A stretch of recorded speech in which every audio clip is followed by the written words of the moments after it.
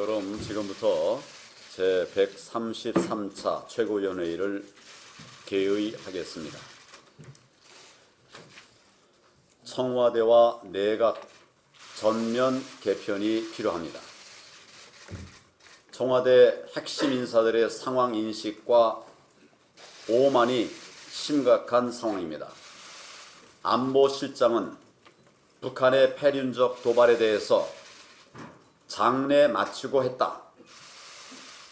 우리도 미사일 실험 발사한다. 정말 말도 안 되는 북한 대변인이나 할 그런 망발을 서슴지 않았습니다. 북한이 적의 목표 구역을 초강력으로 초토화할 수 있게 됐다. 이렇게 주장하면서 대놓고 우리를 협박해 왔는데 안보의 컨트롤 타워인 안보실장 입으로 이게 과연 할 말입니까? 지난주 국감에서는 비서실장과 정무수석이 야당 원내대표의 질의에 난데없이 끼어들어서 고함을 지르고 또 호통을 치는 그런 일까지 있었습니다. 제가 청와대 비서진에 대한 이야기를 하는 것이 아니라 이것이 청와대의 상황이다. 이 점을 적시하는 것입니다. 청와대의 오만함이 그게 달했음을 여실히 드러낸 것입니다. 청와대만 문제가 아니라 내각도 심각한 상황입니다. 조국 사태로 공정과 정의가 송두리째 무너졌을 때 국무총리는 조국 구속을 외치는 국민들의 요구를 외면한 채 조국을 두둔하고 검찰을 압박하는 데 총대를 맸습니다. 경제가 1%대 성장률을 걱정해야 할 정도로 망가졌지만은 경제수장인 경제부총리는 그 존재감은 어디에도 찾을 수가 없습니다. 경제부총리 존재감 어디서도 보이질 않았습니다. 교육 담당 부총리는 교육정책의 핵심인 대입 제도와 관련해서 대통령이 기존 정책을 뒤덮었는데 그걸 까맣게 몰랐었습니다. 외교부 장관 패싱은 이제 식상할 정도입니다. 통일부 장관도 패싱을 당해서 북한이 조위문을 보낸 사실조차 반나절 동안 몰랐었습니다. 이 정도 어느 장관 하나 정말 제 역할을 하는 사람이 없는 것 같습니다. 역할은 고사하고 청와대가 친 사고 뒷스습하기 바쁜 게 현재의 내각의 실상입니다. 비정상의 국정을 정상화하기 위해서는 청와대와 내각의 전면적인 개편이 필요한 상황입니다. 청와대와 내각의 전면적인 개편 강력하게 촉구합니다. 이것이 나라를 살리는 첫걸음입니다. 수출이 11개월째 마이너스입니다.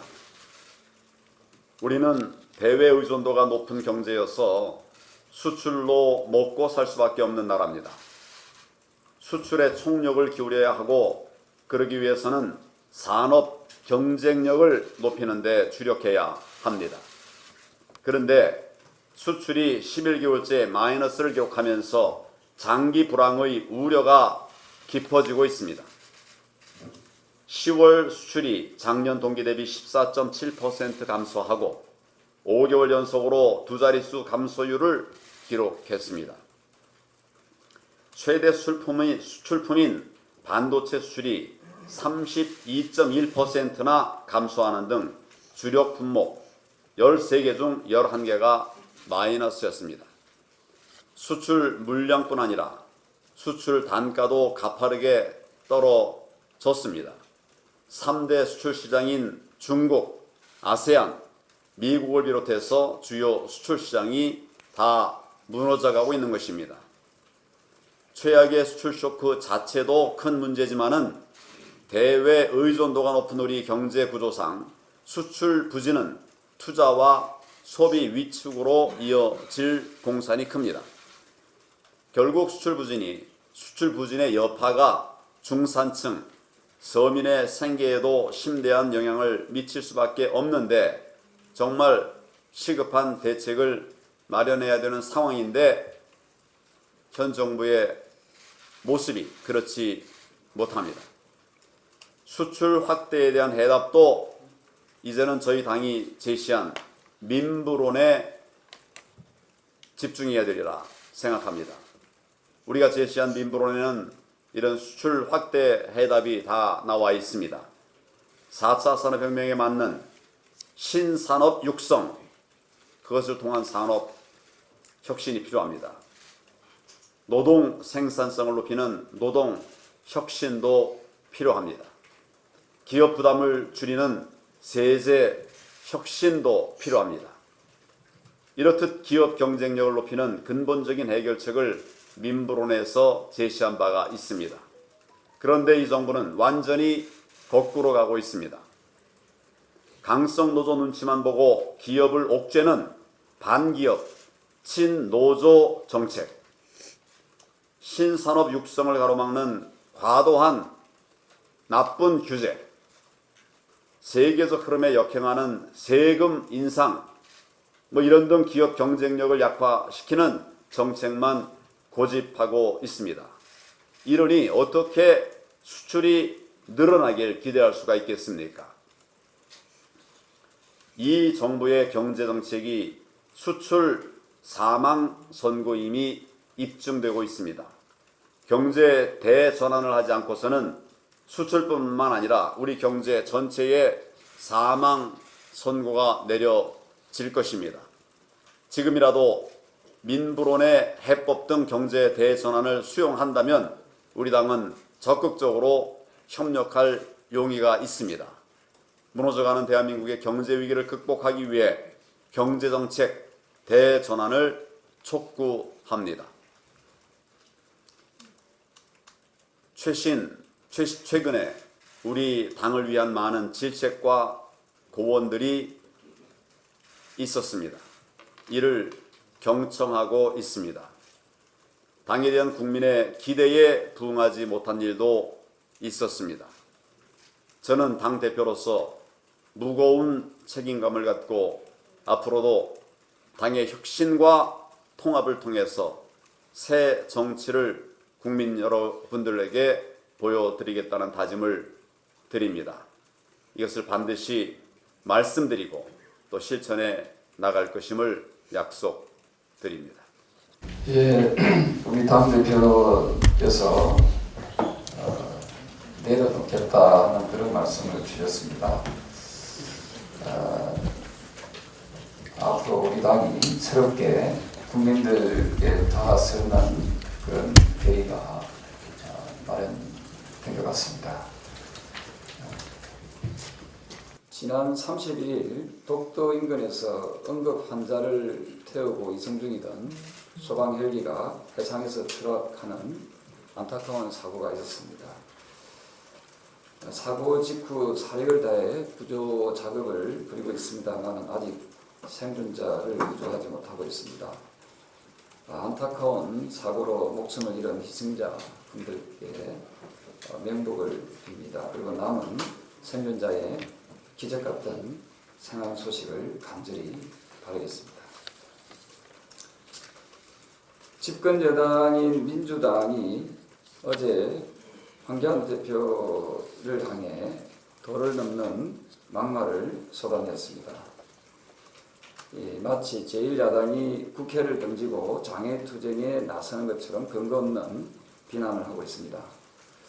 국민 여러분께서도 아시다시피 저희 자유한국당은 국가 정상화를 위해서 원내 그리고 정책 그리고 장외 이 세 가지 노선을 병행하면서 피를 토하는 노력을 하고 있습니다. 원내에서는 국정감사는 물론 내년도 예산안 심사와 관련해서 한치의 소홀함 없이 의사 일정을 소화하고 있습니다. 정책 역시 공정에 관한 대학 입시 제도를 비롯해서 민부령, 민평론 등 어떤 당보다도 빠르게 또 지속적인 정책 대안을 마련해서 발표하고 있습니다. 여기에 정치, 경제, 외교 등 모든 분야에 이상이 생긴 국가의 상황을 공유하고 국가 정상화를 위한 대안을 모색하기 위해 나서고 있습니다. 도대체 자유한국당이 어느 부분을 보고 국회 포기 선언을 했다고 하는지 민주당은 응답해야 됩니다. 지금 원내대표는 원내에서 최선의 노력을 다하는 모습을 보여주고 있고, 당대표께서는 당원들과 국민들을 직접 만나서 당원들과 국민들의 목소리에 귀를 기울이고, 또한 이 정부가 잘못하고 있는 이 정책에 대해서 대안을 제시하기 위해서 최선의 노력을 다하고 있습니다. 집권 여당은 터집 잡지 말고 또 다른 당 신경 쓰지 말고 여러분들이나 잘하세요. 멘트에 그런 표현이 있습니다. 너나 잘해 이런 표현이 있는데 저희들은 그런 더불어민주당처럼 막말은 하지 않겠습니다. 지금 경제가 얼마나 어렵습니까? 이 부분에 대해서 오만한 태도, 최근에 청와대 모인사가 국회 운영위에서 보여준 그야말로 오만하고 견하기 짝이 없는 그런 태도, 집권 여당도 똑같이 닮아가지 않도록 했으면 좋겠다 이 말씀을 드리겠습니다. 중국의 그 사드 보복이 아직까지 끊이지 않고 있다는 말씀을 드리겠습니다. 중국이 사드 배치에 반발하여 중국 내 한류 금지, 즉 한한령으로 보복 조치를 했습니다. 그러니까 이 정부는 우리의 안보 체계를 약화시키는 방안을 통해서 중국에 선물을 했습니다. 잘 아시다시피 사드 추가 배치, 그다음 미국의 미사일 방어 체제 참여, 한미일 군사 동맹을 하지 않겠다, 이른바 삼불 노선을 밝혔습니다. 북핵의 위협을 코앞에서 겪고 있는 휴전 국가인 자신을 방어할 무기를 포기한다며 중국의 머리를 숙였습니다. 심지어 우리 군사 동맹 여부마저 중국의 허락을 받는 것이었습니다. 하지만 2년이 지난 지금 중국은 한한령은 계속되고 있습니다. 중국인 관광객은 2016년 대비 30% 이상 줄었습니다. 그리고 우리나라 영화들은 3년째 중국의 새로운 영화들이 상영되지 못하고 있습니다. 그리고 중국 시장을 호령하던 한국 게임 산업은 단 한 건도 신규 허가를 받지 못하고 있습니다. 심지어 중국을 방문한 문 대통령의 수행 기자단이 중국의 경호원에게 무차별 폭행을 당했음에도 불구하고 지금까지 사과 한 번 받아내지 못하고 있습니다. 지난 2년간 중국의 한학년 철회는커녕 우리 안보 전략만 손발이 묶여버렸습니다. 한미일 군사동맹은 약화되고 미국은 우리를 이른바 친중국가로 의심하고 있습니다. 국민 여러분께서도 잘 아시다시피 경제보복의 주권을 양보하기 시작하게 되면 굴종의 단계로 들어서게 됩니다. 우리 주변 국가인 대만이나 홍콩도 중국에 할 말은 하고 있습니다.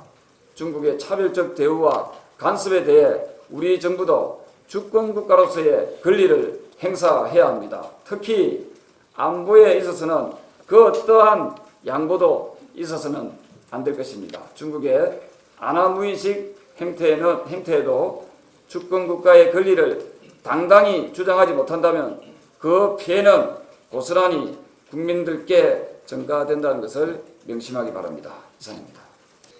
문재인 대통령 후보 캠프에서 위원장을 지냈던 신평 변호사의 인터뷰 기사를 보고 눈에 확 띄는 게 있었습니다.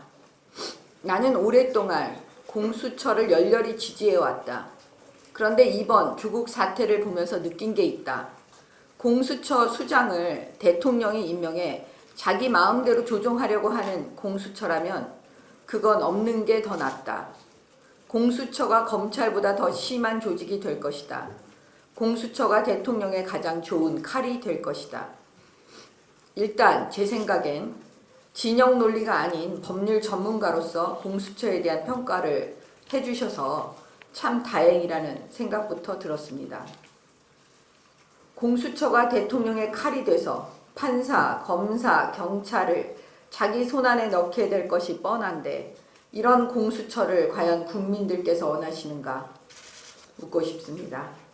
민주당과 정의당이 힘을 합쳐 연동형 비례대표제와 공수처를 밀고 나간다면 그것을 막을 방법이 현실적으로 자유한국당에게 있겠습니까? 없습니다. 그걸 국회에서 막지 못한다면 또 그 책임은 누가 지게 될 것입니까? 국회의원 누구도 자유롭지 않을 것입니다. 헌법상 국회의원 수는 법률로 정하되 200인 이상으로 한다. 이 규정은 여러 가지 해석을 낳게 됩니다. 만약에 자유한국당의 국회의원들이 총사퇴를 하였을 경우 국회의원 수가 200인이 넘지 않게 되어 헌법상 해석의 문제가 뒤따르는 문제가 발생합니다. 역사의 죄인이 되지 않는 방법은 한 가지, 총사퇴밖에 없는데 결국 민주당과 정의당은 자유한국당 국회의원들에게 총사퇴의 막다른 골목으로 밀어넣고 있지 않는가 생각합니다. 홍콩의 시위가 남의 일이 아닙니다. 조국 계좌 영장, 핸드폰 압수수색 영장, 기각한 법원, 이렇게 법원이 대놓고 봐주는 조국시, 공수처법이 통과되면 검찰이 영장 청구조차 못하게 될 것입니다. 지금의 조국 문제가 아닙니다. 문재인 정권은 제2의 조국, 제3의 조국을 막아야 하기에 공수처법에 목숨 거는 거고 자유한국당은 그러한 문재인 정권을 막아야 하기에 공수처법 반대에 목숨 걸어야 하는 것입니다. 이래서 공수처법 안 되는 겁니다. 이상입니다. 지난주에 내년도 예산안에 대해서 총론에 대해서 말씀을 드렸습니다. 빚은 60조에서 50조 미만으로 줄여야 되고 513조 5천억 예산은 500조 미만으로 6.3% 증가하는 범위 이내로 해야 된다고 말씀을 드렸습니다. 내년도 예산 중에서 국가 채무를 갚기 위한 이자 예산만 20조 원입니다. 1년에 SOC 예산 딱 그만큼입니다. 문화, 체육, 관광, 환경, 외교, 통일 6개 분야 예산을 다 더한 만큼이 국민들은 내용도 잘 모르는 채권 이자로 나가고 있습니다. 내년도 513조 5천억 어디다 쓰는지 봤더니만은 총선을 앞둔 예산이라서 그런지 예산이 표를 정확히 찾아다닙니다. 먼저 일자리 예산입니다. 고용분식을 위한 어르신 소일거리를 올해 61만 개에서 13만 개 추가로 늘려서 74만 개로 만들어냅니다. 전통시장 장사 끝나면 쓰레기 주우러 다니시고 아이들 없는 빈 놀이터를 지키는 취업에서 멀어도 한참 먼 작업들입니다. 이렇게 되면은 내년도 취업자 수는 매월 전년 대비 13만 명이 늘어나는 분식 효과가 생겨나게 됩니다. 어르신을 예산 늘려야 됩니다. 숫자가 늘어나시는 것만큼 거기다가 단가가 인상되는 것만큼은 꼭 반영되어야 된다 이렇게 봅니다. 또 다른 세금 일자리, 중소기업 직원 월급 나라에서 대신 내주는 대상도 현재 20만 명에서 29만 명으로 9만 명 늘리고 월급도 모자라서 민간회사 직원들 3년 동안 보너스 얹어주는 예산도 25만 명에서 35만 명으로 10만 명 늘립니다. 표가 되는 청년들 현금 수당은 이 정부 첫해 3천억 원에서 2조 원으로 7배 가까이 늘리면서 정작 정부에 나서야 할 직업훈련 예산은 2천억 줄여버렸습니다. 2조 3천억을 쏟아부어서 실업급여 단가도 10%포인트 올리고 지급기간도 한 달 더 늘렸습니다마는 창업지원 예산은 거꾸로 1,500억 원 줄인 것이 예산의 역주행입니다. 청년들에게만 주던 구직수당을 전 국민으로 확대해서 첫 시작은 20만 명에게 6개월간 50만 원 주고 정권 말에는 60만 명까지 확대한다는 예산도 포함되어 있습니다. 제로페이라고 쓰지만은 관치페이라고 읽어야 하는 예산은 전액 삭감되어야 합니다.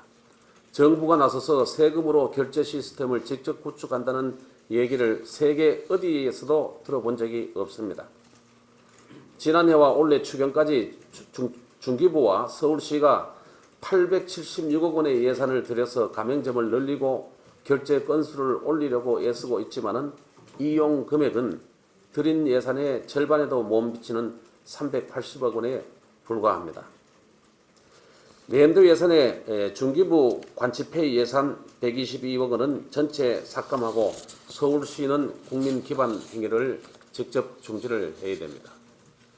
교육 재정도 상식에 맞지 않습니다.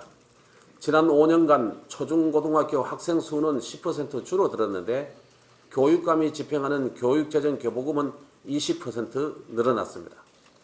이렇게 되자 청와대와 여당은 내년에 투표권을 가지게 되는 고등학교 3학년만 딱 짚어서 우선 고교 무상 교육을 시키겠다고 합니다.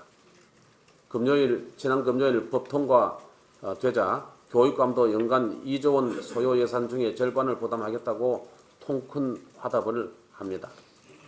문제는 표가 된다고 생각하면 형편이 괜찮은 학생들 학비까지 내주겠다고 하는 교육감들이 정작 저소득층 학생들을 위한 장학금 조성에는 전혀 관심이 없다는 점입니다. 내년부터 기획재정부가 복권기금을 동원해서 내년도 예산 1,300억 원을 시작해서 총 사업비 5천억 원 규모의 초중고등학생 장학사업을 시작하는데 연간 55조 원의 교육재정 교부금을 가져가는 교육감들이 한 푼도 내놓지 않고 있는 것입니다. 중앙정부 지원 비율이 절대로 50%를 넘겨서는 안 됩니다. 따라서 복권기금 50%, 교육청 50% 매칭으로 사업을 재설계해야 합니다. 교육부 교육행정감사 지원 사업 11억 원은 전액 삭감돼야 합니다. 법률의 근거도 없이 시민감사제를 시행하겠다는 사업으로 시민의 이름으로 사실은 정권 호위 단체들을 보내서 사립대학을 무허가 감독하겠다는 예산안입니다. 이 외에도 정부 업무보고, 대통령 시정연설 어디에도 없는 소득주도 성장 특위 지원 예산은 전액 삭감되어야 합니다. 소득주도 역성장을 초래한 소주성 특위는 해체가 마땅하므로 예산도 통과시켜줄 수 없습니다. 경제실정, 정책실패, 안보 파탄을 세금으로 가리기 위해서 전년보다도 28% 늘려 잡은 문체부 등 전부처의 정책 홍보 예산은 대폭 조정되어야 합니다. 시장과 가까운 좋은 정책은 국민들과 언론이 알아서 홍보를 해줄 것입니다. 오늘 또 계속되는 얘기를 위해서 성과는 높이고 낭비는 줄이고 선심 예산을 걷어내는 심도 깊은 예산을 기대하고 있습니다. 이상입니다. 우리 당의 당론 1호 법안을 기억하십니까? 그중 하나가 바로 청년기본법입니다. 20대 국회 개원 첫날 제가 대표 발의하고 당론 1호 법안이었던 청년기본법이 11월 드디어 상임위 통과를 목전에 두고 있습니다. 지난달 첫 정무위 법안 심사가 열리면서 물꼬가 트였습니다. 지난 3년 동안 청년기본법 통과를 위해 각고의 노력을 기울였습니다. 2018년 국회 청년미래특위에서 직접 간사로 뛰며 여러 논의 끝에 여야 합의안을 도출했고 이를 특위위원장이었던 이명수 의원 안으로 대표 발의하는 성과를 만들기도 했습니다. 그간 노력의 결실로 기재위와 여가위로 흩어진 청년기본 법안들이 정무위로 통합되었고 본격적인 논의가 시작되었습니다. 특별한 이견과 쟁점이 없음에도 불구하고 청년기본법이 아직까지 통과되지 못했던 것은 국회의 문제도 있지만 정부의 적극적인 의지와 노력이 부족했기 때문입니다. 늦은 감이 크지만 이제라도 국무조정실에서 청년정책의 컨트롤 타워가 되어 청년기본법 소관 부처가 정무위원회로 정해질 수 있게 된 것은 다행입니다. 청년기본법이 통과되면 국무총리 소속의 청년정책조정위원회를 설치해서 부처 간 중복되는 청년정책을 조정하고 실효성 없이 난립하고 있는 청년정책의 분석과 평가를 하게 됩니다. 또한 범정부 차원의 청년정책특별회의가 개최되고 5년 단위로 청년정책 기본계획이 수립됩니다. 이 법의 주인공인 청년들이 직접 청년정책 수립과 집행 과정에 참여할 수 있는 길도 열립니다. 2030 세대가 대한민국 전체 인구의 30% 가까이 차지하고 있지만 우리 국회의 경우 20대 국회의원은 없고 30대 국회의원은 단 3명에 불과합니다. 정치권의 세대 공감도가 낮을 수밖에 없는 이유입니다. 청년기본법이 만병통치약이 될 수는 없겠지만 청년과 정치를 연결하는 작은 통로가 되어줄 수 있을 것이라 기대합니다. 그런 역할이 확대될 수 있도록 저와 우리 당이 발벗고 나서겠습니다. 올해 본회의를 통과할 수 있도록 저를 비롯한 많은 청년들의 염원인 청년기본법의 조속한 통과를 다시 한번 촉구하는 바입니다. 네, 이제 정보위 국정감사가 남긴 했습니다만은 이번 정기국회의 국정감사 제도가 도입된 이후 최악의 국정감사가 진행됐습니다. 대통령회에서 인사청문 제도 자체가 완전히 무너져 내린 바가 있습니다만은 20대 국회 마지막 국정감사를 통해서 정말 국정감사 제도 도입 이후 최악의 국정감사의 모습이 연출된 겁니다. 임명직 공무원들에 의해서 정말 국회와 국회의원들이 능멸당하고 조롱당하고 결국 국민들에 대해서 도전하는 이런 모습이 연출된 겁니다. 지난 금요일 날 있었던 국회 운영위 국감이 그중에서 정말 절정을 이루었습니다. 청와대 참모들, 국회 운영위, 또 국회, 또 야당 의원, 국민들 정말 마음껏 유린했습니다.